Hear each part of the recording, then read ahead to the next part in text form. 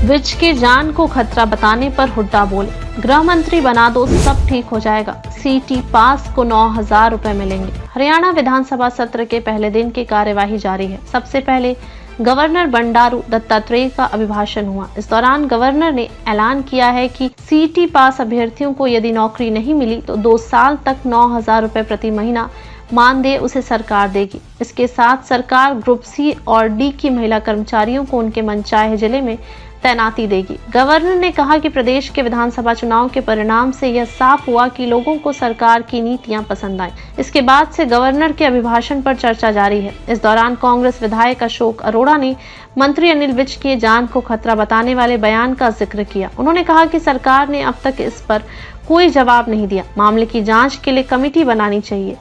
इस पर पूर्व सीएम भूपेंद्र सिंह हुड्डा ने चुटकी लेते हुए कहा कि अनिल विज को गृह मंत्री बना दीजिए, सब ठीक हो जाएगा। इससे पहले अशोक अरोड़ा ने महिलाओं को 2100 रुपए मासिक देने का मुद्दा भी उठाया। उन्होंने कहा कि इस राशि को कैसे और कब से शुरू करेंगे, मुख्यमंत्री को इस मामले में जवाब देना चाहिए। विधानसभा का सत्र 3 दिन चलेगा। 13 नवंबर को शुरुआत के बाद 14 और 18 नवंबर को सदन की कार्यवाही होगी। विधानसभा अध्यक्ष ने की आदित्य सुरजेवाला की तारीफ। विधानसभा अध्यक्ष हरविंद्र कल्याण ने कैथल से कांग्रेस विधायक आदित्य सुरजेवाला की सदन में तारीफ की। अध्यक्ष ने कहा कि आदित्य सबसे युवा विधायक हैं और बहुत अच्छे ढंग से उन्होंने अपनी बात रखी है। राज्यपाल के अभिभाषण पर चर्चा देने के दौरान आदित्य सुरजेवाला बोल रहे थे। सावित्री जिंदल ने कहा, सरकार को सहयोग देना हमारा कर्तव्य।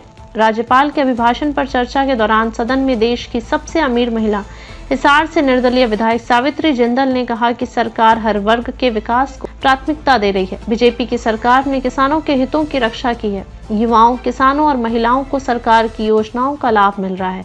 हमारा कर्तव्य सरकार को सहयोग देना है। गीता भुक्कल बोली, युवाओं को पक्की नौकरी नहीं मिली। कांग्रेस विधायक गीता भुक्कल ने सरकार पर साधा निशाना।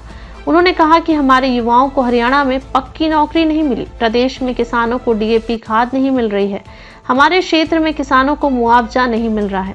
अशोक बोले, विज ने जान को खतरा बताया लेकिन सरकार ने कोई जवाब नहीं दिया। गवर्नर के अभिभाषण पर चर्चा करते हुए कांग्रेस विधायक अशोक अरोड़ा ने अनिल विज का भी जिक्र किया। उन्होंने कहा कि मंत्री अनिल विज ने अपनी जान को खतरा बताया था लेकिन अभी तक सरकार की ओर से इस पर कोई जवाब नहीं आया है। मुख्यमंत्री नायब सैनी को इस पूरे मामले में जवाब देना चाहिए। कांग्रेस विधायक ने सीएम से मांगा जवाब, मंत्री ढांडा भड़के।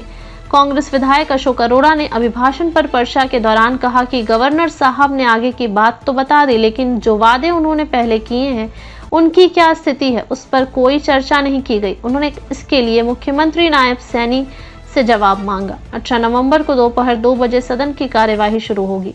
सदन में बीएससी की मीटिंग में दिए गए प्रस्ताव पर चर्चा के दौरान पूर्व सीएम भूपेंद्र सिंह हुड्डा ने 18 नवंबर को सदन का समय बदलने की मांग की। उन्होंने कहा कि 15 से 17 नवंबर तक अवकाश है, ऐसे में सब सदस्य घर जाएंगे। सोमवार को सदन का अंतिम दिन है, उस दिन वापसी होगी लेकिन दूर दराज रहने के कारण सुबह 11 बजे आने में दिक्कत होती है। ऐसे में स्पीकर ने सभी सदस्यों की राय से टाइम में बदलाव को मंजूरी दी। अब 18 नवंबर को सुबह 11 बजे की बजाय दोपहर 2 बजे सदन की कार्यवाही शुरू होगी। बजट सत्र से पहले विधायकों को 2 दिवसीय सेशन होगा। शोक प्रस्ताव के बाद स्पीकर हरविंद्र कल्याण ने बताया कि बजट सत्र से पहले विधायकों का 2 दिवसीय सेशन आयोजित किया जाएगा। स्पीकर ने बताया कि आज की कार्यवाही शाम 5 बजे तक बिना प्रश्नकाल के समाप्त होगी। 14 नवंबर को बैठक 11 बजे शुरू होगी, बिना प्रश्नकाल के शाम 5 बजे चलेगी। इसके अलावा अंतिम दिन 18 नवंबर को कार्यवाही सुबह 11 बजे कार्यवाही शुरू होगी। महात्मा गांधी के दिखाए मार्ग पर चले सदस्य। हरियाणा के गवर्नर ने सभी सदस्यों को सुझाव दिया है कि वह महात्मा गांधी के बताए रास्तों पर चले। उन्होंने विश्वास जताया कि हम सब मिलकर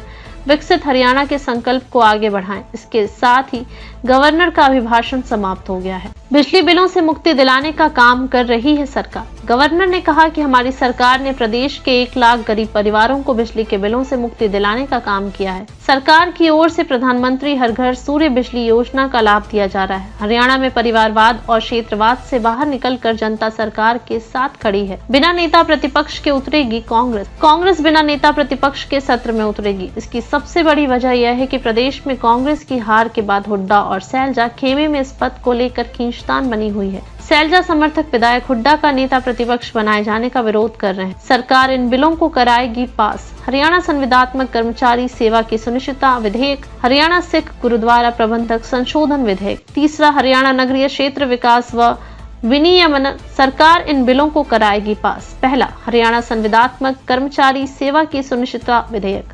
दूसरा, हरियाणा सिख गुरुद्वारा प्रबंधक संशोधन विधेयक। तीसरा, हरियाणा नगरीय क्षेत्र विकास व विनियमन संशोधन विधेयक। चौथा, हरियाणा नगर निगम संशोधन के 2 विधेयक। पांचवा, हरियाणा ग्राम शामलात भूमि विनियमन संशोधन विधेयक। छठा, हरियाणा पंचायती राज संशोधन विधेयक।